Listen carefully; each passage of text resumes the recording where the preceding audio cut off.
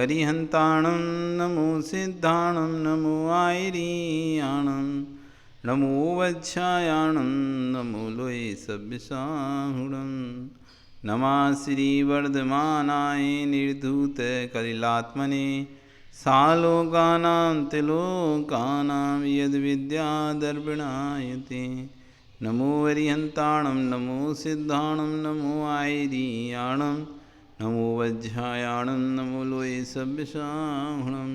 अनंतानंद श्री परमेष्टि भगवान की, आदिरम आदिनाथ भगवान की, वर्तमान शासन महावीर भगवान की, आचार्य श्री 108 समन्वय स्वामी महाराज की, आचार्य श्री 108 विश्वसार जी महाराज की, अहिंसा में विश्व धर्म की।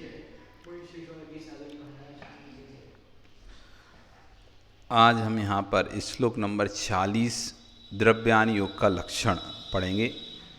4 योग होते हैं, प्रथमान योग, कर्णान योग, चरणान योग और दिव्यान योग। इसमें समझ प्रथमान योग, कर्णान योग, चरणान योग का लक्षण समझ लिया है। आज द्रव्यान योग का लक्षण। द्रव्यानी द्रव्य का जो कथन करता है, जिसमें द्रव्यों का 6 द्रव्यों का कथन पाया जाता है। किसका कथन पाया जाता है? 6 द्रव्यों का कथन पाया जाता है। 7 तत्वों का कथन पाया जाता है। 6 द्रव्य होते हैं, 7 तत्व, 9 पदार्थों का जिसमें कथन होता है, पुण्य पाप का जिसमें कथन होता है, बंध मोक्ष का जिसमें कथन होता है, उसे द्रव्यान योग कहते हैं। सभी 6 द्रव्य, 7 तत्व, 9 पदार्थ, पंचास्तिकाय, इन सबका वर्णन जहाँ पे पाया जाता है उसे क्या कहते हैं? द्रव्यान योग। आज उस द्रव्यान योग के लक्षण हम यहाँ पे समझेंगे। जीवा जीव सुतत्वे पुण्या पुण्ये च बंध मोक्षौ च द्रव्यानि योग दीपा श्रुत विद्या लोकमा तनुते।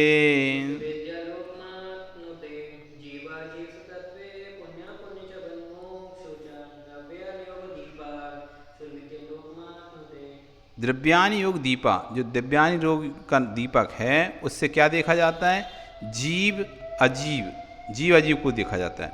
सुतत्वे, और सुतत्वों का, जीव अजीव सुतत्वों का वर्णन है जिसमें पुण्या पुण्य, पुण्य पाप का वर्णन जिसमें है। बंध मोक्षो चा, और बंध मोक्ष का वर्णन जिसमें पाया जाता है। चा से आश्रव संबर निर्जरा भी ले लेना, ठीक है। उसे श्रुत विद्या लोक माँ तनुते, भाव शुद्ध का प्रकाशक का विस्तार रूप से कथन करता। और क्या करता है? भाव शुद्ध के विस्तार से कथन करता है। द्रव्य शुद्ध का भी कथन करता है और भाव शुद्ध का भी विस्तार से कथन करता है, समझते से।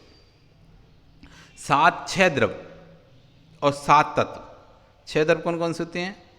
जीव, पुद्गल, धर्म, अधर्म, आकाश, काल। जीव तो समझते हैं, जो जीता था, जीता है, जीता रहेगा, उसे जीव कहते हैं। अथवा जो चेतना, प्राण, चेतना ही जिसका लक्षण है, उसका नाम जीव है। अजीव किसे कहते हैं? जो अचेतन जिसका लक्षण है, उसको अजीव कहते हैं। 7 तत्वों की बात चल रही है, जीव अजीव। जो अचेतन जिसका लक्षण है, अथवा जो स्पर्श रस गंध वर्ण से युक्त है, उसका नाम अजीव हो गया। या पुद्गल, उद्गल नाम उसका, तो स्पर्श रस वर्ण से उसका नाम पुद्गल। तो 6 द्रव्य में पहले जीव, जो चेतना लक्षण से युक्त है, वह जीव। पुद्गल, जो पूर्ण गलन स्वभावी है, जो उत्पन्न होता है, नष्ट होता है, उत्पन्न होता है, नष्ट होता है, स्पर्श रस गंध वर्ण 4 गुणों से युक्त होता है, वह क्या कहलाता है? पुद्गल, जीव पुद्गल। धर्म, जो जीव और पुद्गल को चलने में सहायक होता है, वो क्या कहलाता है? धर्म द्रव्य। अधर्म, जो जीव और पुद्गल को रुकने में सहायकता करता है, वो कौन है? अधर्म द्रव्य। जीव, पुद्गल, धर्म, अधर्म। आकाश, जो संपूर्ण द्रव्यों को स्थान देता है, उसका नाम है आकाश। और काल, जिसके कारण से द्रव्यों में परिणमन होता है। एक द्रव्य दूसरे द्रव्य, एक द्रव्य परिणमन करता है अपनी पर्यायों में, उसका नाम क्या है? काल द्रव्य। जिसका ये 6 द्रव्य हैं। फिर 7 तत्व। 7 तत्व में जीव, अजीव, आश्रव, बंध, संबर, निर्जरा, मोक्ष, ये 7 तत्व हैं। जीव वही जो चेतना गुण से युक्त है, वो जीव कहलाता है। अथवा जो जीता था, जीता है, जीता रहेगा, उसका नाम जीव। अजीव, जो अचेतना गुण से युक्त है, वो क्या कहलाता है? अजीव। जिसमें चेतना नहीं है, प्राण नहीं है, जान नहीं है, वो क्या कहलाता है? अजीव। फिर जीव और अजीव मिलकर, जीव तो हो गई आत्मा, अजीव हो गए कर्म, है ना। तो इनके कर्मों के कारण आत्मा के जैसे परिणाम होते हैं उससे नया कर्म का आना चालू होता है, प्रारंभ होता है। पुराने कर्म जो हमारी आत्मा में बंधे हुए हैं और आत्मा, ये दो लोग हैं, जीव और एक अजीव हो गए। कर्म हो गए अजीव, आत्मा हो गए जीव। उस कर्म और जीव के संबंध से नए भाव होते हैं, शुभ या अशुभ, दो ही प्रकार के जगत में भाव होते हैं, या तो शुभ भाव होते हैं या अशुभ भाव होते हैं। दो से तीसरा कोई प्रकार का भाव नहीं होता। तो या तो शुभ भाव होते हैं या अशुभ भाव होते हैं। तो जैसे भाव होते हैं, शुभ हुए तो शुभ कर्म का आश्रय होता है, अशुभ होते हैं तो अशुभ कर्म का आश्रय होता है। तो कर्मों के आने को क्या कहते हैं? आश्रय।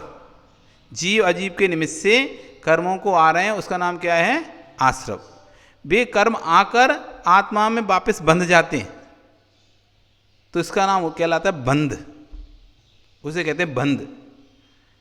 फिर जब हम जागृत होते हैं या सचेत होते हैं कि अरे हम क्या कर रहे हैं, हमें ऐसा कर्म नहीं करना चाहिए, और हम अपना प्रायश्चित करते हैं, प्रत्याख्यान करते हैं, गर्हा निंदा आलोचना करते हैं, तो पाप कर्म का संबर हो जाता है, रुक जाते हैं फिर आना। तो उसे कहते हैं संबर, आना रुक जाना, कर्मों के अशुभ कर्मों के आने को रोक देना, ये हो गया संबर। जीव अजीव आश्रय बंध संबर। फिर जो अशुभ कर्म बांध चुके थे हम पहले, उनको तपस्या के द्वारा, उपवास के द्वारा, एकासन के द्वारा, सिंह व्रतों के द्वारा उनको अलग करना, हटाना, ये हो गई निर्जरा। और जिस समय पूर्ण रूप से हट गए कर्म, तो हो जाता है मोक्ष। अब इसे एक उदाहरण से समझें, बहुत प्रसिद्ध उदाहरण है। एक नाव है और उसमें एक नाविक है। नाव हो गया अजीव, नाविक हो गया जीव, ठीक है। इन दोनों का संबंध है, और उसने अपनी नाव को पानी में उतार दिया। किस में उतार दिया? पानी में। ये जीव कर्म और आत्मा से संबंधित ये संसार में उतर गई है, संसार रूपी समुद्र में उतर गया वो व्यक्ति। तो उसने अपनी नाव को संसार में रूपी समुद्र में उतार दिया। ना समुद्र में था छेद, छेद होने से उसमें भरने लगा पानी नाव में, तो पानी का आश्रय चालू हो गया, मतलब आना। आश्रय मतलब कर्मों के आने के द्वार को आश्रय कहते। तो गड्ढा हो गया आश्रय, पानी को आने को आश्रय, पानी आने लगा और उसमें आके भरने लगा। ऐसे नहीं कि आके निकलता जा रहा हो, इधर से आ रहा हो इधर से निकल, नहीं, वो रुकने लगा वहाँ पे, भरने लगा उसमें। आश्रय के बाद क्या हुआ? भरने लगा, नाव भरने लगी आपकी, तो बंद होने लगा, पानी रुक गया। एक तो होता है कि यहाँ से आ रहा है वहाँ से निकल गया, यहाँ से आ रहा है वहाँ से निकल गया, तो रुकने का सवाल नहीं। लेकिन गड्ढे से आ तो रहा है लेकिन जा नहीं रहा, रुकता जा रहा, तो ये कहलाया बंद। तो नाव भरने लगी।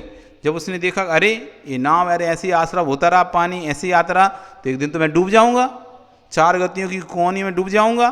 तो उसने कहते नहीं, उसमें डांट लगा दी, पन्नी लगा दी उस गड्ढे में, कुछ लकड़ी का गत्ता लगा दिया कि इससे पानी आना बंद हो जाए। इससे अभी मुझे पूरा समुद्र पार करना है, यदि मैं यार ऐसे पानी भरता रहे तो आगे जाके नदी तो डूबी जाएगी। तो उसने क्या किया, एक गत्ता लगा दिया उसमें, जिससे पानी आना बंद हो गया। जितना आ गया था वो उसमें रुका रहा, वो बंद हो गया था। अब जो उसने डांट लगा दी वो हो गई संबर, पानी आना बंद हो गया, संबर हो गया, रुक गया। कर्मों के आने को रुक जाना कहलाता है संबर। अब जो पानी भर गया था, उसने एक पात्र लिया, उस पास से पानी उलीच उलीच के बाहर फेंक रहा है, क्योंकि ये पानी भरा रहेगा तो कैसे काम चलेगा, ना तो आगे जाकर डूब जाएगी। तो उसने धीरे धीरे वो पानी को निकालना प्रारंभ किया। और एक समय ऐसा आया कि जब उसको कहते ये आया निर्जरा, धीरे धीरे करके निकालता जा रहा, फेंकता जा रहा पानी, फेंकता जा रहा पानी। और एक समय आया कि उसकी पूरी नाव खाली हो गई और वो किनारे पे पहुंच गया, वो अलग हो गया, नाव अलग हो गई, पूर्ण रूप से वो पानी खत्म हो गया और वो अपने किनारे पर रास्ते पहुंच गया। तो उसने नाव को छोड़ दिया। तो नाव अलग, नाविक अलग, कर्म अलग, आत्मा अलग, हो गया मोक्ष। ये 7 तत्व ऐसे अपन इसको, तो 7 तत्वों का स्वरूप। फिर पुण्य और पुण्य, पुण्य और इन 7 तत्वों में यदि पुण्य और पाप और मिला दें तो 9 पदार्थ बन जाते हैं, है ना। पुण्य और पाप ने 7 तत्व समझे ना अपने, जीव अजीव आश्रव बंध संबर निर्जरा मोक्ष, ये 7 तत्व हैं। इनमें यदि हमने पुण्य और पाप जोड़ दिया तो 9 पदार्थ हो जाते हैं। बंध मोक्ष, क्योंकि पुण्य पाप है तो बंध मोक्ष है। संसार है, पुण्य पाप है, बंध है, पुण्य है तो पाप भी है, पाप है तो पुण्य भी है। एक चीज़ के 2 पहलू होते हैं हमेशा। प्रत्येक वस्तु अपने प्रतिपक्ष को लेकर साथ में रहती है। पुण्य अपना प्रतिपक्ष पाप को साथ में लेके चलता है, पाप अपने प्रतिपक्ष पुण्य को लेके आए। बंध है तो कोई ना कोई मोक्ष जरूर होना चाहिए, बंध है तो उसका प्रतिपक्ष क्या होना चाहिए? मोक्ष होना चाहिए। मोक्ष है इसका प्रतिपक्ष बंध होना चाहिए। सिद्ध अवस्था है तो इसका मतलब कोई संसारी अवस्था होना चाहिए, अपोजिट। जैसे दीवाल का ये भाग है तो नियम से दीवाल का दूसरा भाग भी होगा। ऐसा नहीं होता कि एक भाग और दूसरा भाग ना होगा। तो एक शब्द हमारे हमेशा अपने अपोजिट को लेके चलता है। तो पुण्य पाप को लेके साथ में चलता है, बंध मोक्ष को साथ में लेके चलता है। ये सब और क्या कहते हैं? शुद्ध विद्या लोक मातंते, और भाव शुद्ध का भी जो ज्ञान कराता है उसका नाम द्रव्यान योग है। आचार्य भगवान ने यहाँ पर द्रव्यान योग का लक्षण करते समय तत्व को 3 भाव में व्यक्त किया है, 3 भाव व्यक्त किया है। इस प्रकार कोई भी कारण है क्योंकि कारण बिना इसका भी कोई कारण है, क्योंकि कारण बिना कार्य में भेद नहीं देखा जाता। सर्वप्रथम जीवाजीव सुतत्व पद दिया, जिसका अर्थ है कि जीव और अजीव 2 तत्व हैं। जो ज्ञान दर्शन युक्त हैं वह जीव हैं और जिससे विपरीत है वह अजीव है। श्लोक के मूलभूत 2 तत्व हैं, जीव और अजीव। शेष आश्रव आदि इन 2 तत्वों में ही द्रव्यों की पर्याय हैं। आश्रव बंध संबंध निरा मोक्ष ये जीव की पर्याय हैं, ये अजीव की पर्याय हैं, स्वतंत्र द्रव्य नहीं है। आश्रव तत्व आश्रव और आश्रवक दोनों आश्रव हैं। बंध और बंधक दोनों का संयोग बंध है। संवारी और संवारक ये दोनों संवर हैं। निर्जय और निर्जरक ये दोनों निर्जरा हैं। मोक्ष और मोक्षक ये दोनों मोक्ष हैं। विकारी और विकारक ये दोनों पुण्य और पाप हैं, क्योंकि एक के ही अपने आप पुण्य पाप आश्रय बंध संबंध निरा और मोक्ष की सिद्धि नहीं हो सकती। ये दोनों जीव और अजीव ही हैं। मतलब एक मोक्ष और एक मोक्षक, यानी मोक्ष एक अजीव तत्व, मोक्षक यानी जाने वाली आत्मा वो जीव तत्व। पुण्य और पुण्यक, पुण्य अजीव, पुण्यक यानी जो पुण्य करने वाला वो जीव, पुण्यक जीव। संबर और संबरक, संबर मतलब कर्मों को रोकना, ये अजीव। संबरक रोकने वाला, जैसे कहते हैं ना चालक और यान चलाने वाला, दोनों अलग अलग हैं। यान अलग है और यान चलाने वाला अलग है। यान और यानक, यान को चलाने वाला। वाहन और वाहक, वाहन और वाहक, वाहन जिसमें बैठे हैं, वाहक जो उसको चला रहा है। तो इसी को आज समझा रहे हैं। विकारी है, विकारी होने योग्य जीव है और विकारक उत्पन्न करने वाला अजीव पुद्गल वर्णा है। जीव में विकार उत्पन्न होता है और विकार उत्पन्न कौन करती है? पुद्गल करता है। कर्म विकारक है, विकारी है। कर्म विकारी होने योग्य जीव है और विकार उत्पन्न करने वाला अजीव पुद्गल वर्णा है। ये पुद्गल वर्णा 2 पुण्य और पाप रूप हैं। अतः पुण्य पाप की पाप वर्णा और विकारी जीव का संयोग होकर शुभ अशुभ परिणाम करना पुण्य पाप है। विकारी कौन है? आत्मा जो परिणाम कर रहे हैं। वो विकारक किसके कारण से परिणाम कर रही है? अच्छे भाव या बुरे भाव आत्मा में किसके कारण से आ रहे हैं? सामने वाले कर्म के कारण से, वस्तु के कारण से। तो वो तो हो गई विकारक, विकार उत्पन्न करने वाली और विकार उत्पन्न होना। एक करने वाला, जैसे एक गुस्सा दिलाने वाला और गुस्सा करने वाला, 2 अलग अलग व्यक्ति है ना। गुस्सा दिलाने वाला दूसरा हो गया और गुस्सा करने वाले हम स्वयं होते हैं। गुस्सा करने वाला दूसरे नहीं, गुस्सा दिलाने वाला दूसरा हो सकता है, लेकिन करने वाले तो हम ही होते हैं। तो ऐसे यहाँ पर आश्रव आश्रवक, बंध बंधक, संवरी निर्जरा, मोक्ष मोक्षक, ये सब की व्याख्या इसमें की है। अमृतचंद स्वामी ने संक्षेप निमित्त और उपादान को ग्रहण किया है। इसी को शॉर्ट में कहें तो एक निमित्त और एक उपादान, एक निमित्त और उपादान। जैसे उनका ना गुस्सा, सामने वाला पुत्र पुत्री गुस्सा दिलाने में निमित्त हो गए, लेकिन गुस्सा तो हम ही कर रहे हैं ना। हम चाहें तो रोक भी सकते हैं, हम चाहें तो नहीं कर भी सकते हैं। उपादान कौन है? हम हैं। सामने वाला तो सिर्फ निमित्त है, उसने गुस्सा नहीं कराया, हमारा ही उपादान कमजोर था तो हमें गुस्सा आ गया। आप कभी कभी देखते हैं कि आप बैठे रहते हैं घर में, आप बैठे हैं, आपकी बेटे की माँ बैठी है, दोनों बैठे हैं। बच्चे ने कुछ कहा तो माँ गुस्सा करने लगी और आप गुस्सा नहीं कर रहे। बच्चे ने कुछ कहा तो माँ को आ गया गुस्सा, आपको गुस्सा नहीं आया। तो बच्चे ने जो शब्द कहते वो तो एक से थे, वो तुमने भी सुने, तुम्हारे बेटे की माँ ने भी सुने, लेकिन उसका उपादान कमजोर था तो उसको उस शब्द सुनकर गुस्सा आ गया, और तुम्हारा उपादान सशक्त था तो तुम्हें उस शब्द सुनकर भी गुस्सा नहीं आया। बात ऐसी चुभने वाली बात गई थी, काय के माता पे तो ऐसे ही बोल दिया, मान लो कि काय के माता पे तुमने क्या हमारा पालन पोषण किया, तो दोनों को संयुक्त कहा था, तो माँ आग बबूला हो गई, कैसा बोलती हो, पिता तो भी शांत है। वो शब्द उसके लिए निमित्त बन गए, माँ के लिए गुस्सा दिलाने लिए, लेकिन तुम्हारे लिए नहीं बन रहे, क्योंकि तुम्हारा उपादान मजबूत है। तो निमित्त तभी सामने वाला बनता है जब हमारा उपादान कमजोर होता है। यदि हमारा उपादान मजबूत है तो चिल्लाने दो, बोलने दो, इसे कितना बोलना है, जो बोलना है बोलने दो, अपने गुस्सा करने नहीं है, जो करना है करने दो, अपने गुस्सा करने नहीं, तो वो सामने वाला आपको निमित्त नहीं बन पाएगा। और वो आप वैसे रिएक्शन कर दिए तो सामने वाला भी आपके लिए निमित्त बन जाता है। तो उसको शॉर्ट में यदि अपन कहें ये सब बातों को, निमित्त और उपादान है। निमित्त उपादान का जहाँ पर कथन है वो है द्रव्यान योग, जहाँ पर निमित्त और उपादान का कथन किया जाता है वो निमित्त है। इन दोनों के परस्पर निमित्त एवं नैमित्तिक भाव से कथन किया है।